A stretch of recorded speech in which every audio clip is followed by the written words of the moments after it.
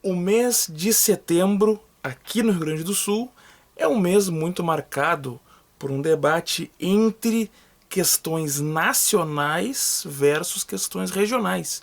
Ou seja, entre um debate de nacionalismo e de regionalismo. Claro que quando eu falo disso, a primeira ideia que vem geralmente à cabeça é a questão do 20 de setembro, ou seja, da Revolução Farroupilha ou Guerras dos Farrapos. Mas é necessário a gente se atentar para um ponto importante.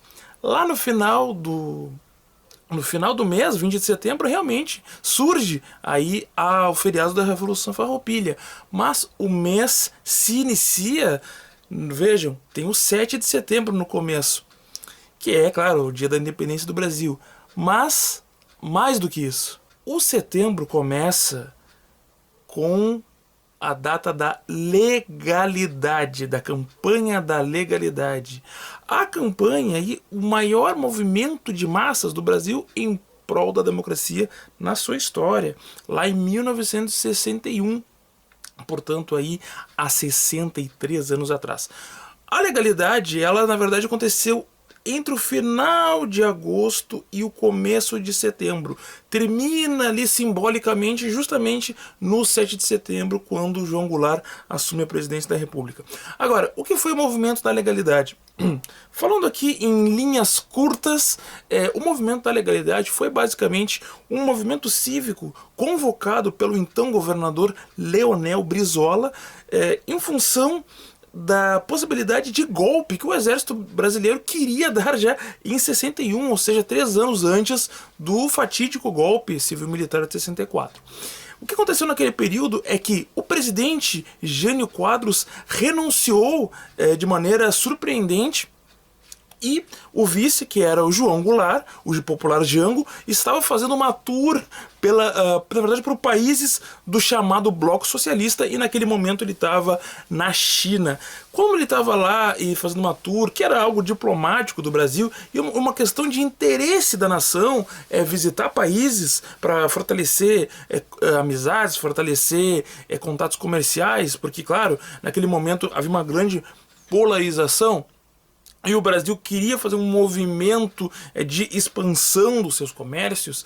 Era importante fazer realmente contato com países do Bloco Socialista, até porque muitos deles estavam isolados e o Brasil via aí uma grande chance de estabelecer negócios. Mas isso foi usado contra o João Goulart, que foi acusado de comunista. Que acusação é essa, né? Logo ele de uma família de latifundiários. Agora, quando isso acontece, o exército manda dizer ao Jango que ele não pode assumir o lugar. Agora vejam, a Constituição é clara. A Constituição é clara. Ele era o vice-presidente. Como o presidente saiu, assume o vice, assume João Goulart. O que aconteceu quanto a isso é que aqui no Brasil, o Leonel Brizola, que era um dos líderes do partido, o Partido Trabalhista na época, e que era também cunhado do João Goulart, era o governador do Rio Grande do Sul, ele começa uma campanha chamada de Campanha da Legalidade, onde naquele período ele conseguiu mobilizar as massas, conseguiu fazer com que o Rio Grande do Sul, o Rio praticamente inteiro, se levantasse, se insurgisse contra o golpe dos militares e em favor da posse de João Goulart. Aquele movimento, ele foi um movimento que ele acabou inclusive sendo armado. O Leonel Brizola, ele armou a população civil para resistir a um possível ataque militar, que inclusive quase aconteceu. Aconteceram ordens do exército para que bombardeasse o Palácio do Planalto, do Palácio Piratini, que é o palácio do governo aqui do Rio Grande do Sul. E por quê? Porque o Leonel Brizola, ele montou uma rádio clandestina nos porões do palácio, onde de lá ele fazia a agitação popular para insurgir as massas a resistirem ao golpe militar e garantir a Constituição. O que acontece é que ele circulou um manifesto pelas rádios de Porto Alegre. Apenas uma rádio não quis botar no ar o seu pronunciamento, que era justamente a Rádio Guaíba, porque o dono, o Breno Caldas, era um inimigo do Leonel Brizola. Como essa rádio não passou, ela não foi interrompida, porque as demais rádios, o exército foi lá e fechou todas as rádios que passaram o manifesto do Leonel Brizola. O Leonel Brizola então foi lá na única que estava funcionando ainda, a Rádio Guaíba, requisitou os aparelhos de comunicação, mandou que a Brigada Militar, que é a nossa polícia aqui estadual, fosse lá e pegasse os equipamentos e levasse pro porão do Palácio Piratini. E de lá ele fez a chamada Rádio da Legalidade, imobilizando a cadeia da legalidade que transmitiu para vários lugares do mundo, inclusive, com tradutores e por aí afora. Também se destaca aí o fato de Leonel Brizola, naquele momento, ser um governador que era muito vigiado pelos Estados Unidos. É um fato notório que naquele momento o Leonel Brizola ele era o segundo homem mais investigado pela CIA no mundo, atrás apenas de Che Guevara.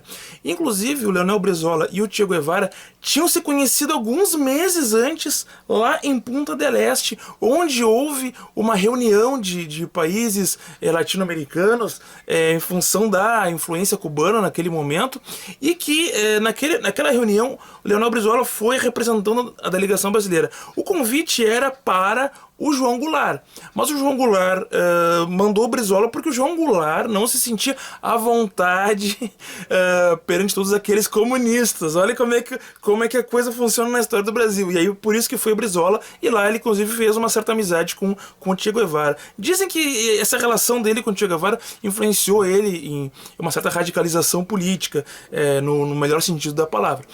E o João Goulart, alguns meses depois, não estava sendo acusado de comunista. Olha que coisa curiosa, né?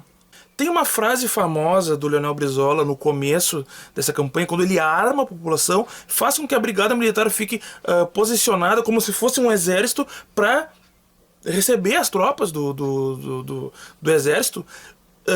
E aí o Brizola diz em certo momento, uma frase que entrou para a história, que é: nós não daremos o primeiro tiro, mas se eles derem, nós daremos o segundo, o terceiro, o quarto, o quinto e quantos mais tiros forem necessários, e não erraremos, pois somos bons atiradores. Fui à Câmara de Vereadores de Porto Alegre acompanhar uma cerimônia em celebração ao aniversário da legalidade.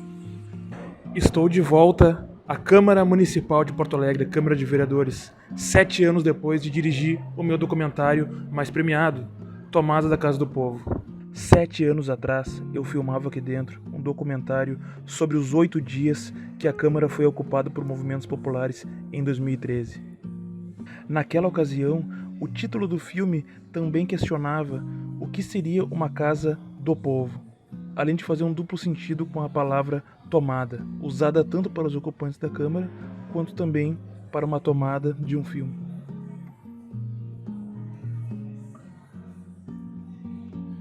Do alto daquele prédio, eu filmei a Câmara de cima. É a cena inicial do filme.